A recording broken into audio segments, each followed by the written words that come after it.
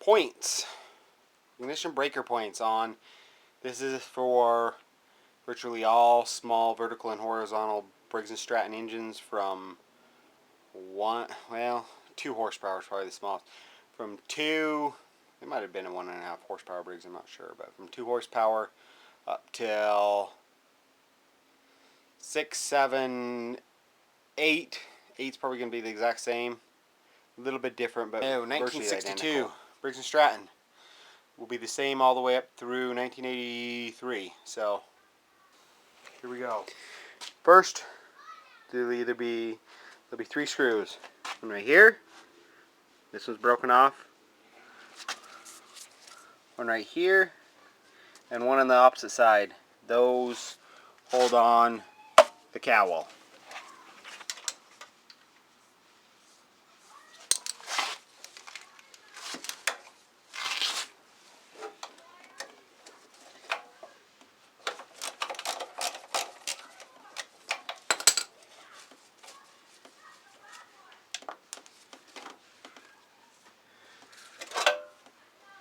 That's that.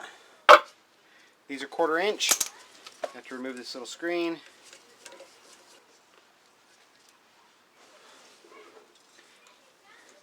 They do make a special tool. The hook's on here. It takes this off for you. Or you do it the redneck way. You can use a flathead screwdriver, or I like to use an extension. If you do use a flathead screwdriver, make sure it's dull, because you cut through this. This is aluminum. Put it flat on the surface and hit it in reverse direction.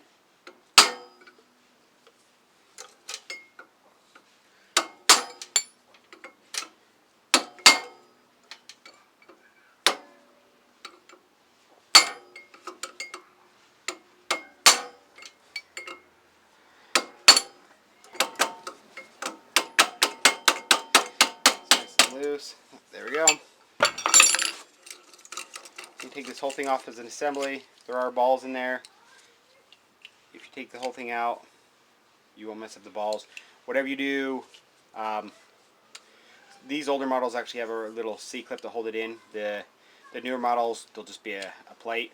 When they have the three instead of 4, there'll just be a little plate that sits over there. You pull that out and there'll just be a whole bunch of little balls in there. Do not grease those. You can oil them with like transmission fluid. Do not grease them. Now you want to take out the flywheel. There's a couple different ways. There's a puller. You can wedge it. You can put a screwdriver back here, wedge it, and lightly tap. You can take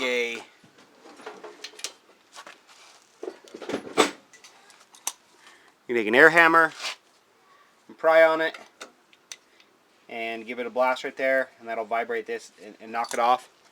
Most guys aren't going to have that, so I'm going to show you the basic way. First of all, you don't want to hit the magnet right there. You don't want any of these aluminum fins. So we're going to put that away. I'm going to put this flathead screwdriver in and I'm going to pry against the block. Just give it a little bit, not too hard. I'm just going to tap this. Not tapping hard there. Not tapping hard. Take off the washer. Should take that off before. Slide off the flywheel. There'll be a little key. If the key is sheared, this is an aluminum key, is distorted, you got to have a new one. Usually they come in a kit with points. This one's fine, so I can reuse it. Because I'm just actually going to clean the points. 1/4 inch screws.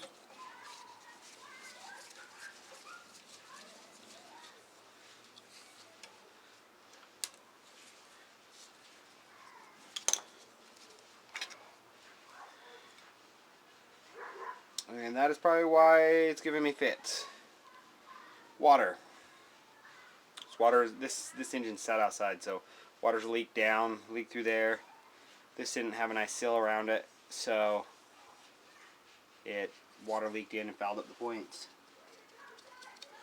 So, easy enough fix. This is your condenser, this little round cylinder. These are your points in between there and there.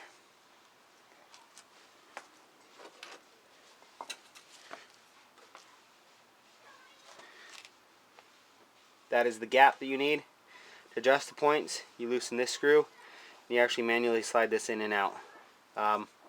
First, let me look at the points. Yeah, they're going to be dirty, so let me get all the water out of there. So, I'm going to take some carburetor cleaner. You can take carburetor cleaner, you can take brake cleaner. They're great degreasers. I'm cleaning off the points a little bit. I'm just cleaning that whole area out. Try not to spray too much on the seal. Carburetor cleaner will eat rubber. But it dries pretty fast.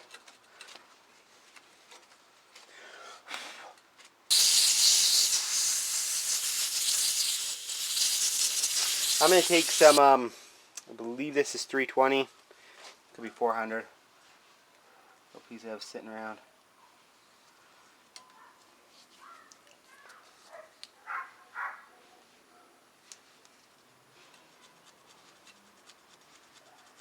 I'm just working it in and out.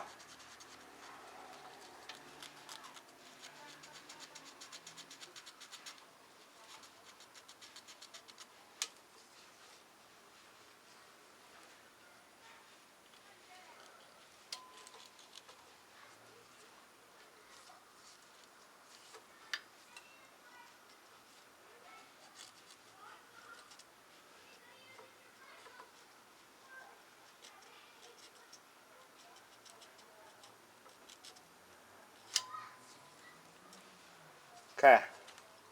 By rotating the crankshaft, that opens and closes the points. We're going to open them up and spray them out. Degrease them.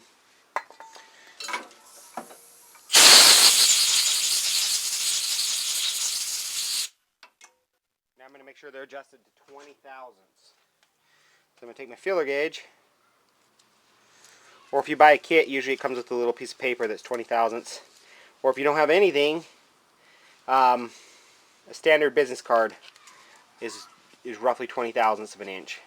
So I'm going to take my feeler gauge,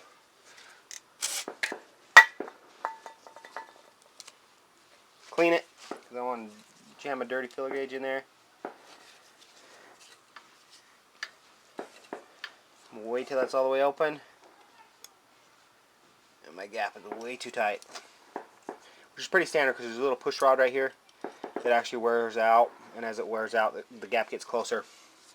To change this out, you actually just take that off. Your new one will just come with a little arm. Sometimes it comes with a little push rod. You can reinsert that. But it's only these three little pieces, just this little arm and the condenser. So to adjust the points,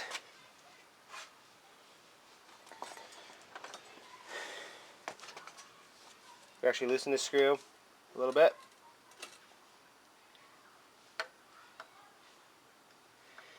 And there's actually, you can actually wedge your screwdriver in there just to push down just a little bit there. And then tighten it up again. It doesn't take much to, that's way too much. So I'm going to loosen it. And now I'm going to push it back the other way. That might be too much that way.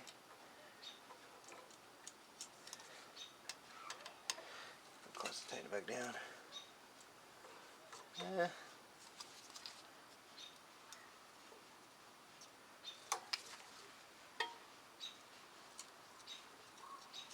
A little loose. Snug that up. Now I want to close the points. Close. Reopen them. Check again. Perfect. Close. Reopen. Perfect. Sure it's tight. Points are clean.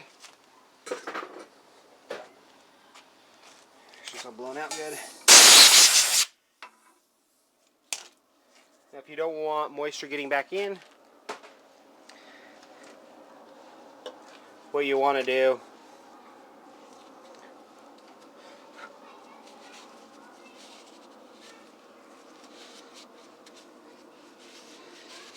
is actually seal it up with, you really don't want to use silicone because silicone gets so hard, but number 2, form a gasket.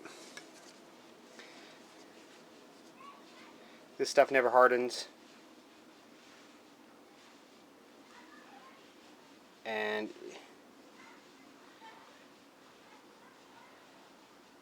you actually really only want to do it around the top. The bottom, it seals actually pretty good, but where the wire comes in is where it generally leaks.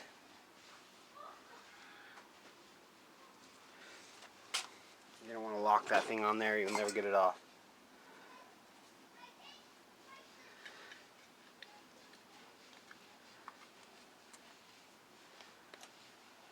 Reinstall that.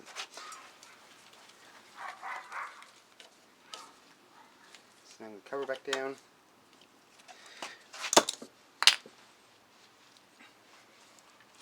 Rotate it so the groove for the key is up. Generally it's easier to insert flywheel, and then you insert the key, slide it in, washer,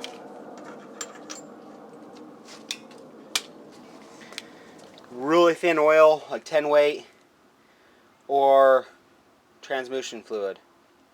Transmission fluid is going to be the best darn thing. Balls around, move that up. This should.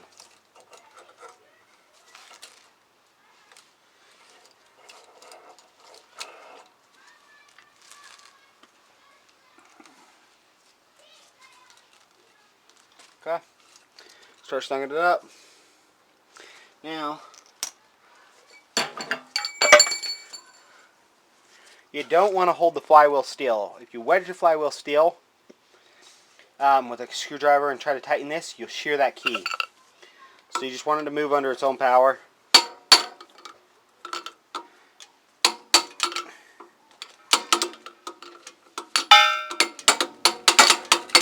Then keep an eye on where little tabs line up and see, once it starts getting tight, see how much it moves. And it's pretty tight right now. It's not moving. So, it's good.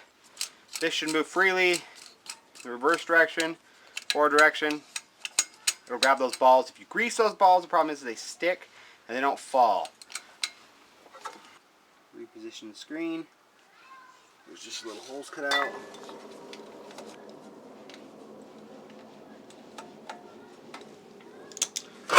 Now put the cover back on.